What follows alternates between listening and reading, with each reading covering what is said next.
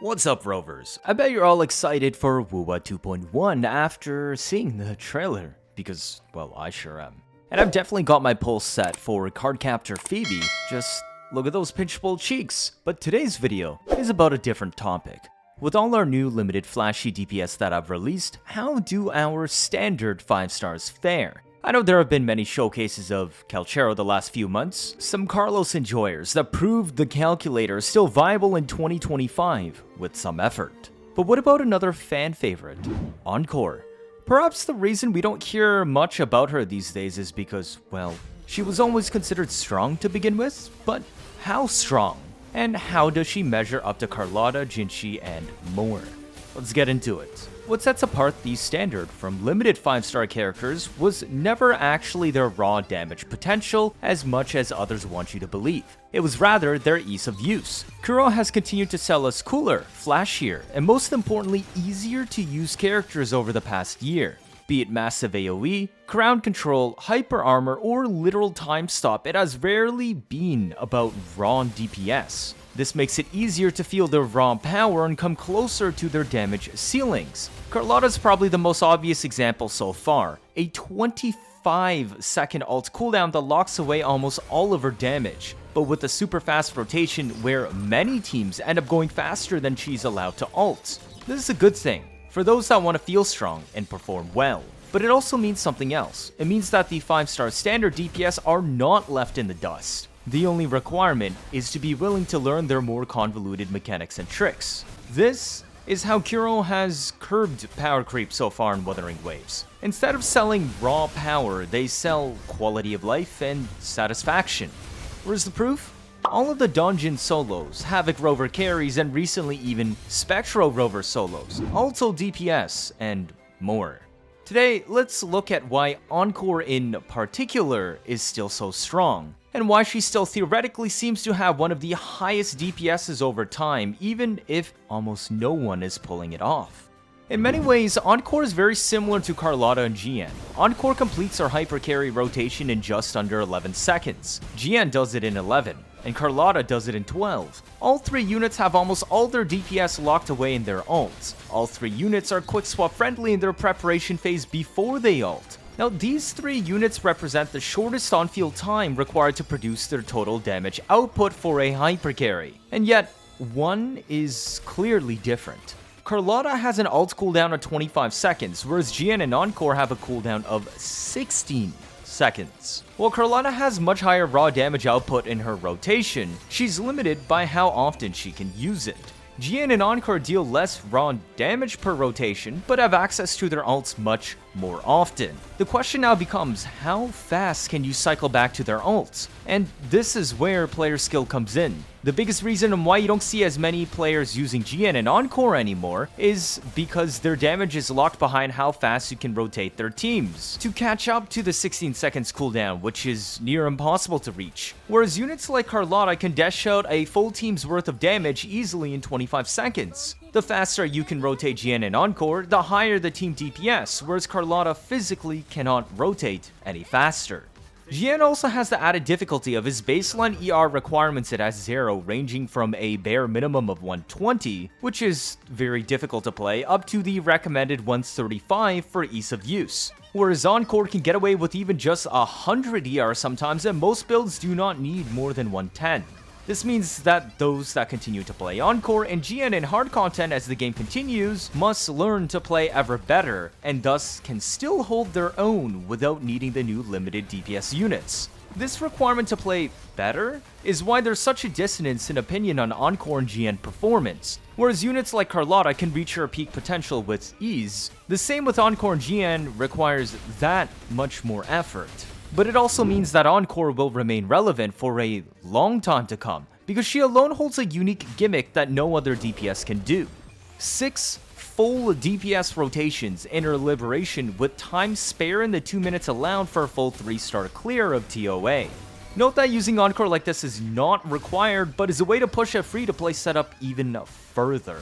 You can modify this to include Verena's rotation in every full team rotation to still allow 5 Encore liberations, with time spare more similar to a normal Encore setup and much lower ER requirements.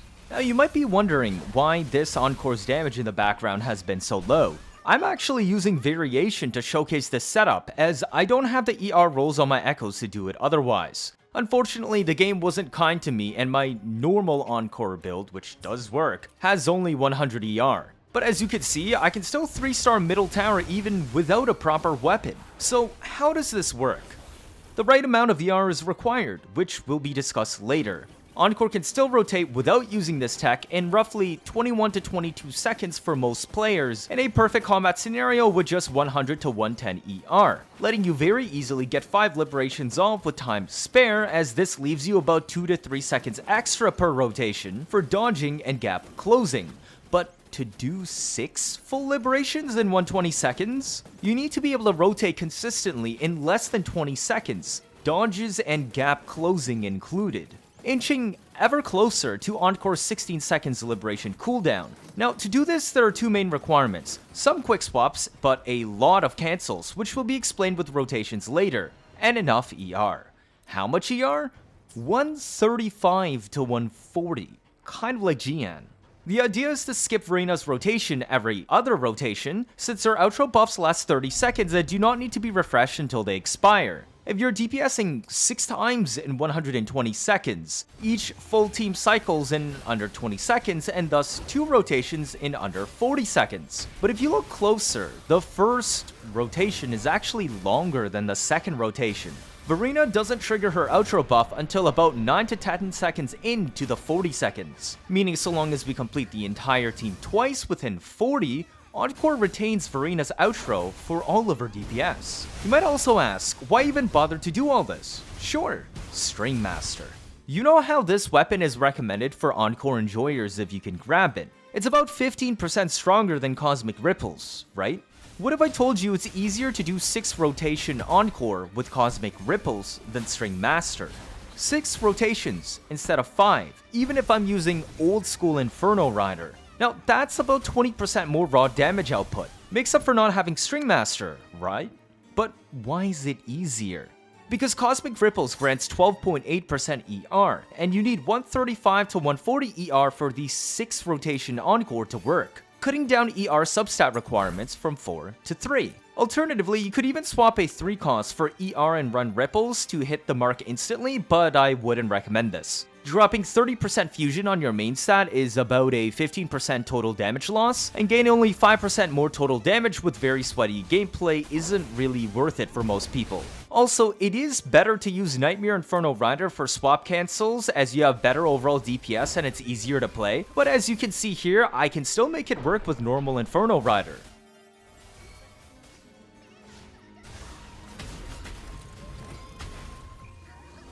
Sanhua will be using Moonlit Clouds and will want slightly more ER than normal, 130%, but well, that shouldn't be that hard to pull off. You must either have Sanhua's S5 or using Overture. The rotation does not work if you have neither, you need one of the two.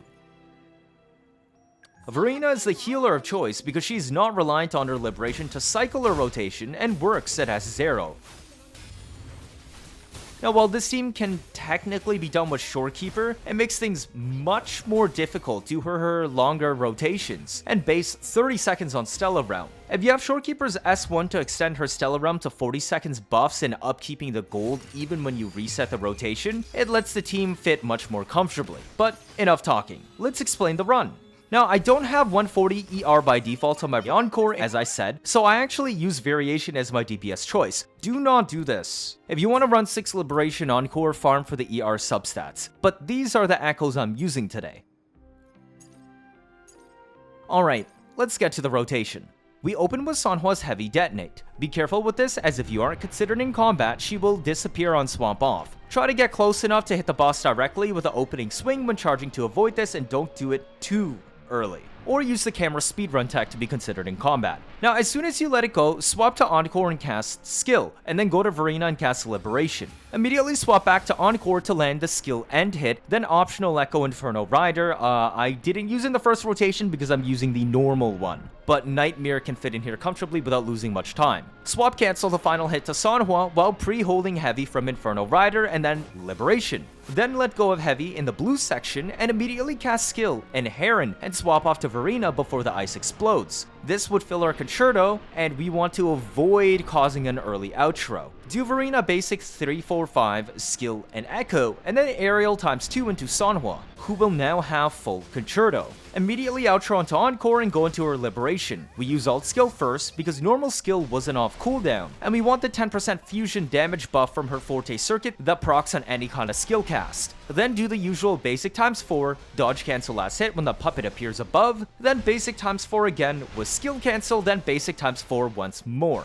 Now when your ult ends, cast your normal skill and instantly outro to Sanhua while pre-holding heavy. Do not cast your Encore forte here, we don't have time for it to detonate and we only use it during the Verena buff reset. So here we Sanhua ult immediately, then let go of heavy in the blue bar zone and cast skill the exact moment the first hit of detonate comes through. We can't cast Heron here yet because it was on cooldown, so swap back to Encore to land the skill end hit. If you're using Nightmare Inferno Rider and it's off cooldown, cast it here. Otherwise, swap back to Sanhua to basic attack, and then fill the rest of your concerto, then Heron to outro into Encore to cast Liberation again, as it should have just come off cooldown. Open with Liberation skill so we get a 10% fusion bonus, then 4 times basic, then dodge cancel, then 4 times basic again with skill cancel, then 4 times more basic.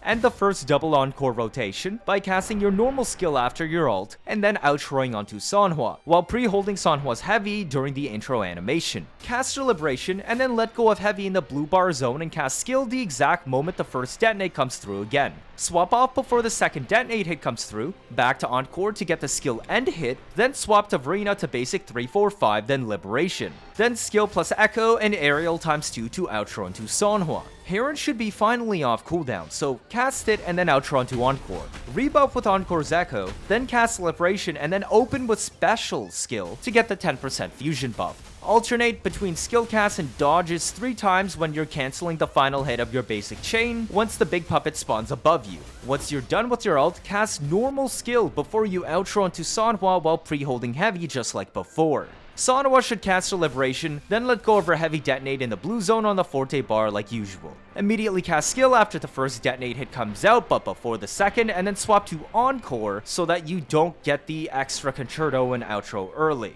Finish Encore's skill end hit, then cast Nightmare Inferno Rider if you're using it. Go back to Sanhua to cast Heron and outro onto Encore to DPS once more. Immediately go into Liberation and lead with skill, then basic times 4, then dodge cancel when the puppet appears above, then basic times 4 again with skill cancel, then basic times 4 once more time. Then cast your normal skill at the end of ult and outro into Sanhua and reset for the start of the third double Encore rotation. And there you go, the 6+ Liberations in 120 seconds Encore setup, or sub 20 seconds rotation Encore. Hopefully this sheds some light on why Encore is still deemed so strong despite being a standard unit, and why she will continue to be relevant into the distant future as an amazing free-to-play option. Thank you so much for watching through this entire video. Cheers! If this is your first time watching, feel free to leave a like or better yet subscribe. Let me know your thoughts down in the comments. Stick around, you want to see interesting videos. You don't want to miss out on any of that, do you? That'll be it for this one. Thank you all for watching, and I'll see you all next time.